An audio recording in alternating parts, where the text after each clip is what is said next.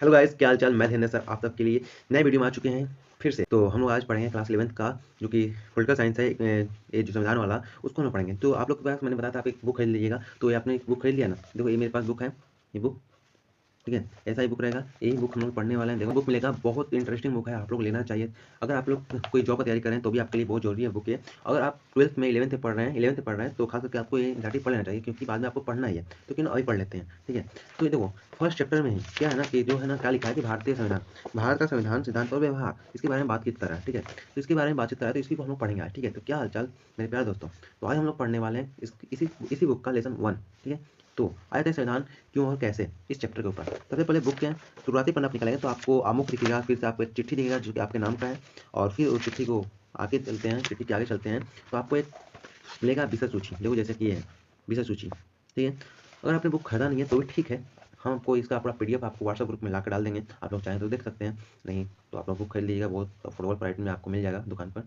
तो आ जाते हैं। फर्स्ट चैप्टर का नाम ही आपके संविधान और क्यों और कैसे, और सेकेंड का नाम है भारतीय संविधान की अधिकार, भारतीय संविधान में अधिकार। और थर्ड चैप्टर का नाम है चुनाव और प्रतिनिधित्व। और फोर्थ चैप्टर है कार्यपालिका। और पांचवा है विधायिका। और छठवां है न्यायपालिका। सातवां संघवाद। और आठवां है स्थानीय शासन। और नौवां है संविधान एक जीवंत दस्तावेज। और 10वां है संविधान का राजनीतिक दर्शन, ठीक है। बहुत अच्छा अच्छा चैप्टर है इसमें। सबसे इंपॉर्टेंट चैप्टर तो फर्स्ट चैप्टर और संविधान का जीवंत और फिर मौलिक अधिकार वाला ही हम लोग के। बाकी सब तो चैप्टर पढ़ने ही, लेकिन इंटरेस्टिंग के साथ पढ़ना यार, क्या करें। तो जल्दी से कॉपी किताब ले लो और बैठ जाओ कि हम लोग को स्टार्टिंग करना है और पढ़ना एकदम जोर शोर से, ठीक है। तो आ जाते हैं ना। तो सबसे पहले फर्स्ट चैप्टर जो है हम लोग का, फर्स्ट चैप्टर है संविधान, ठीक है। सबसे पहले आते हैं फर्स्ट चैप्टर पढ़ने के लिए।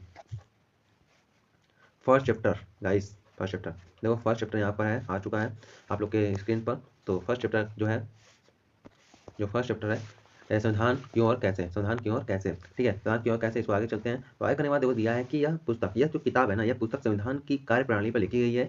आगे जो परिचय है, इसमें परिचय की बात कर रहे हैं कि यह पुस्तक संविधान के कार्यप्रणाली पर लिखी गई है। आगे के अध्याय में आप संविधान के कार्यप्रणाली के विभिन्न पहलुओं के बारे में पढ़ेंगे। हमारे देश की सरकार की विभिन्न संस्थाओं और उनके आपसी संबंधों के बारे में आपको ज्ञान होगा। कह रहा है कि आप को इस किताब में, हम लोग इस किताब में क्या पढ़ेंगे, तो संविधान के कार्यप्रणाली के बारे में पढ़ेंगे। और फिर क्या पढ़ेंगे हम लोग इस अध्याय में, कार्यप्रणाली के पहलुओं के बारे में ही पढ़ेंगे, ठीक है। और हमारे सरकार के और उनके जो विभिन्न संस्थाएं हैं उनके आपसी संबंधों के बारे में हम लोग इसी अध्याय में पढ़ेंगे। लेकिन इसके पहले आप चुनाव, सरकार, राष्ट्रपति, प्रधानमंत्री के बारे में पढ़ें। यह समझना जरूरी है कि सरकार के पूरे ढांचे और सरकार की संस्थाओं को नियंत्रण करने वाले विभिन्न सिद्धांतों की उत्पत्ति भारत के संविधान से हुई है, ठीक है। लोग कहना चाहता है ना कि आप लोग चुनाव, सरकार, राष्ट्रपति, प्रधानमंत्री के बारे में पढ़ें, इससे पहले आपको संविधान के बारे में कुछ चीज जान लेना चाहिए। जैसे कि संविधान क्या है, ठीक है। जैसे क्या जाते हैं, नीचे में दिया क्वेश्चन दिया है, 4 क्वेश्चन दिया टोटल। फर्स्ट क्वेश्चन दिया संविधान किसे कहते हैं, तीसरा दूसरा दिया संविधान समाज को क्या देता है, चौथा दिया संविधान समाज में शक्ति का बंटवारा कैसे करता है, और भारत का संविधान कैसे बनाया गया है, ठीक है। तो ये चीज़ है ना, एक क्वेश्चन एक मन में क्यूरियोसिटी जगाता है, एक क्यूरियोसिटी की जगह है बस क्वेश्चन का भंडार का, ठीक है। आगे आते हैं नीचे। नीचे एक एक मिल जाता है हमको, क्वेश्चन मिलता है। क्वेश्चन मिलता है कि हमें संविधान की क्या आवश्यकता है। मतलब कोई आदमी है या कोई आदमी को शक है कि क्या हमको भी संविधान की आवश्यकता है। तो उससे पहले संविधान की आवश्यकता क्यों है, उससे पहले वो संविधान क्या है ये जानना चाहिए, यह काम कैसे करता है ये जानना चाहिए।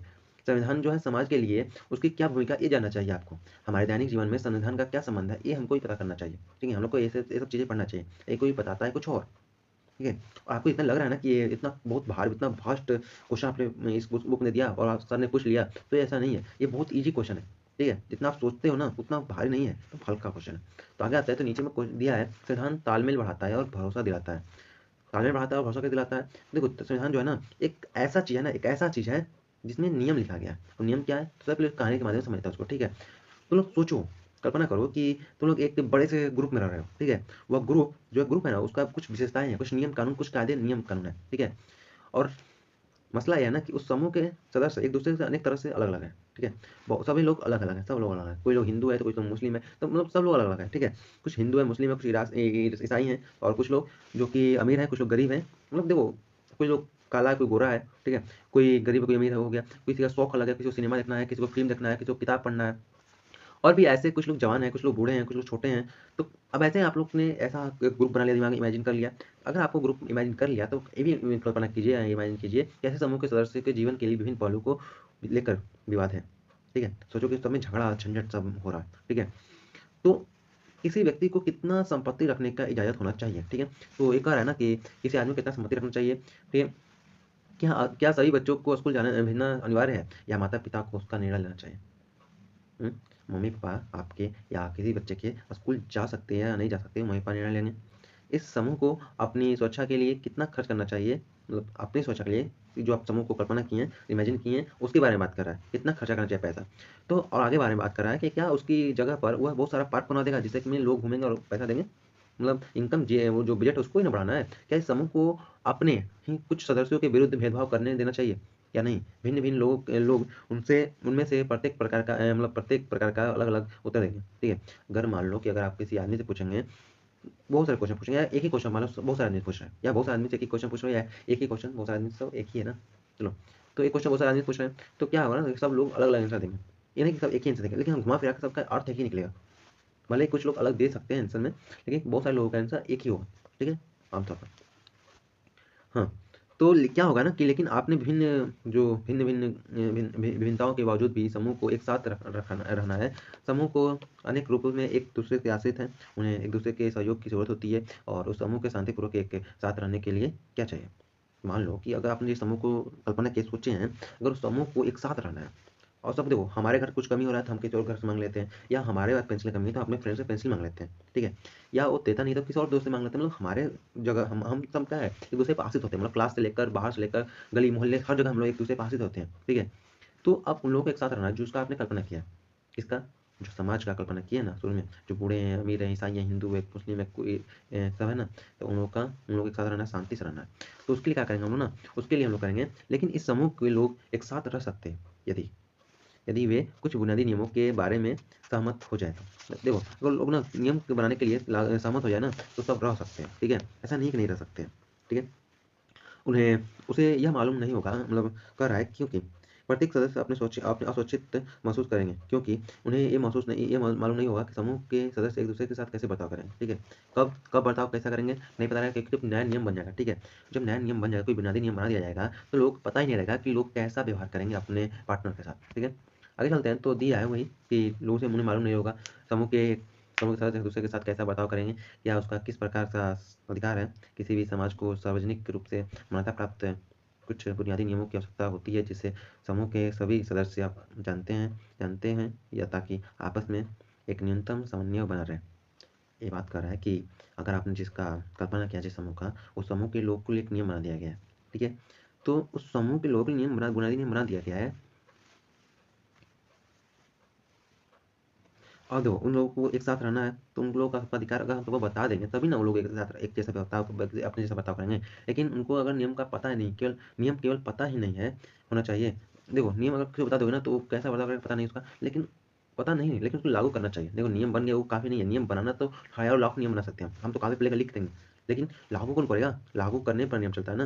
यदि नागरिकों को यह विश्वास न हो कि दूसरे नागरिक भी इस नियम को पालन करेंगे, तो वो भी उनके पास भी इस नियम का पालन करने का कोई आधार नहीं रहेगा, ठीक है। मान लो कि क्लास में सब पिटा रहा है, तो हम भी खड़ा हो जाते हैं, ये नियम है। जैसा कि स्कूल में सब पिटा रहे हैं, तो गुरुजी क्या करते हैं, आकर तुमसे पूछेंगे, भले तुमको याद रहेगा, कितना भी ज़्यादा याद रहेगा, तुमको भी पिटा जाएगा, ये नहीं कि छोड़ा जाएगा, तुमको भी पिटा जाएगा। इसलिए ये नियम कुछ होते हैं ना, अगर बच गए तो दोस्त को बहुत चिढ़ाते हैं। चलो आगे तक चलते हैं।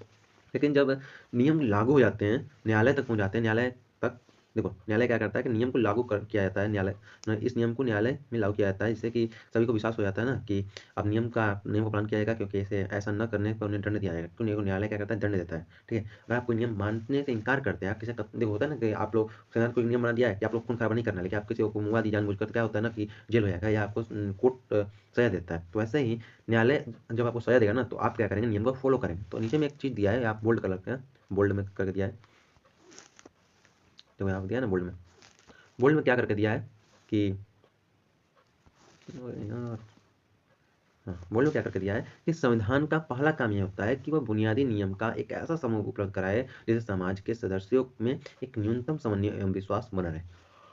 समन्वय की बात कर रहा है कि समन्वय मतलब होता है संबंध, ठीक है। संविधान का पहला काम ही होता है कि एक नियम बनाना, जिससे कि समूह के जितने भी समूह के लोग हैं उनको लागू करना, और समाज के सदस्य के साथ कम से कम संबंध और विश्वास तो बना रहे ना, ये एक संविधान का पहला नियम है, मतलब काम है। तो मिलता है नेक्स्ट वीडियो में, तब तक के लिए टाटा, जय हिंद। तो अगर वीडियो अच्छा लगे ना दोस्तों, तो चैनल सब्सक्राइब कर देना, वीडियो को लाइक कर देना, और कमेंट करना मत भूलना आपको वीडियो कैसा लगा। अगर अच्छा लगा तो थंब भेज दीजिएगा, अगर नहीं अच्छा लगा तो भी वीडियो को लाइक सब्सक्राइब कर दीजिएगा, याद दीजिएगा अपने भाई को। तो मिलते हैं नेक्स्ट वीडियो में, तब तक ले जय हिंद।